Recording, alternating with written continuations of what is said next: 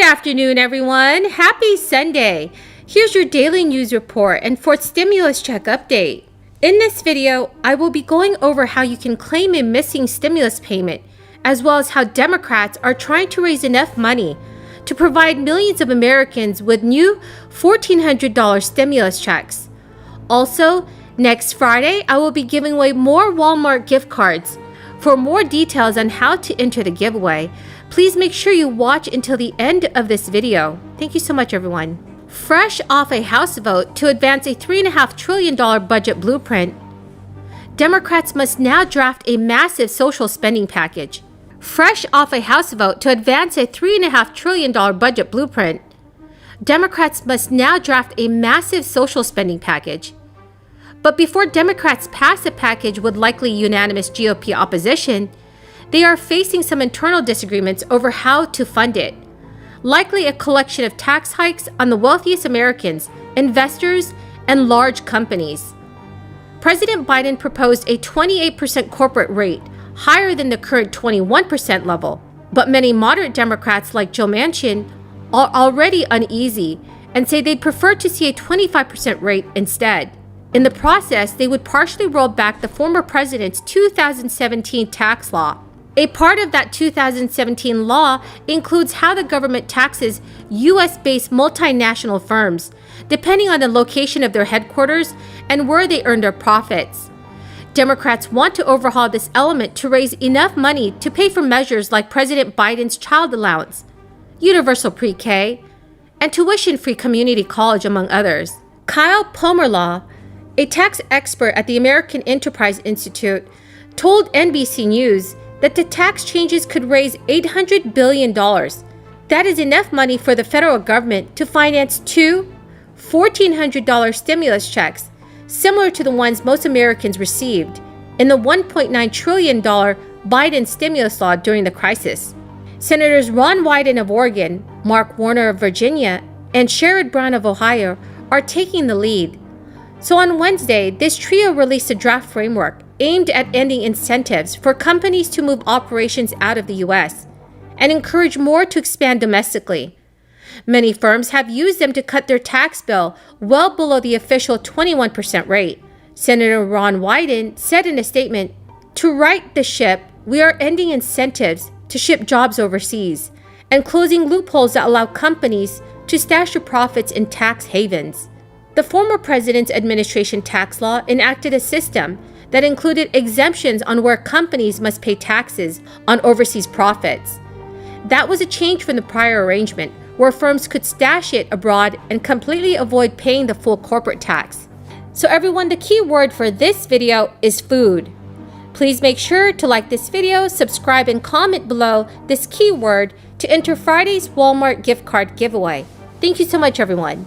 Democrats are in favor of the current setup, but they want to levy higher tax rates to a wider range of profits, as well as tailor tax rates to individual countries and not impose them uniformly. That is part of the reason that the Biden administration is pushing for a 15% minimum tax as part of an agreement with nations in the Organization of Economic Cooperation and Development. Democrats right now are attempting to persuade other countries to levy the 50% rate, so large firms cannot evade their taxes. Are you missing a monthly child tax credit payment, economic impact payment, or a tax refund? If yes, you may need to request a payment trace with the Internal Revenue Service.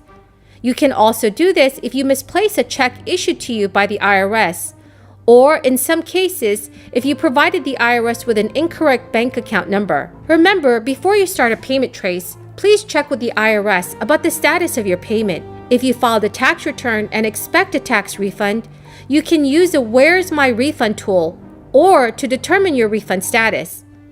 If you are missing a monthly child tax credit payment, check your status using the IRS Child Tax Credit Update portal. Finally, if you are still missing your stimulus payment, please check my Get My Payment tool on the irs.gov website. If the IRS agrees with your claim, it will credit your tax account for your stimulus payments.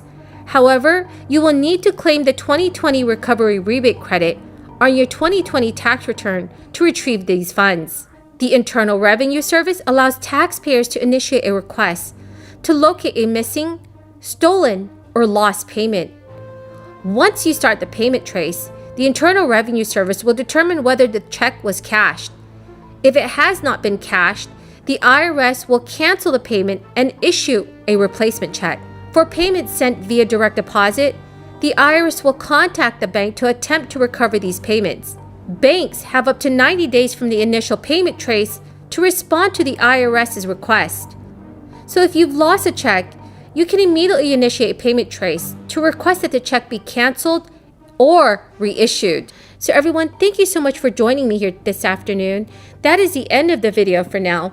I hope you found some of this information helpful. Remember that next Friday, I will be giving away Walmart gift cards. To enter my giveaway, all you have to do is subscribe to my channel, like this video, and also comment below the keyword of the video. Please know that there will be a keyword in each video. Whomever has the most correct keywords entered by next Friday's video will be automatically placed in the giveaway. There will be a total of 17 keywords. Thank you so much, everyone, and have a very blessed Sunday. The ADA gives all Americans the opportunity to fully participate in our democracy, in our economy, and in our society. The ADA gives all Americans the opportunity to determine their own future. Self-determination, which I believe the government must facilitate. That is the impact of the ADA. And after all, the promise of America. At the same time, truth must be told. The ADA was a very important beginning, but there is still so much work to be done.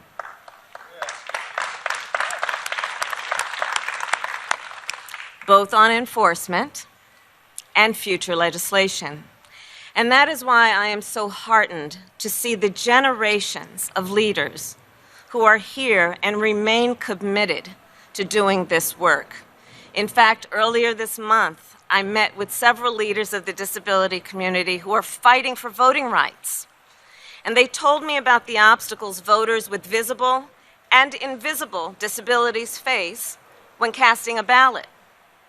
Long lines, rickety ramps, broken elevators, tables that are either too high or too low, complications with voting assistance. The list goes on and on. One of the leaders, in fact, said to me, she said, "Vice President, equity cannot be achieved without disability being part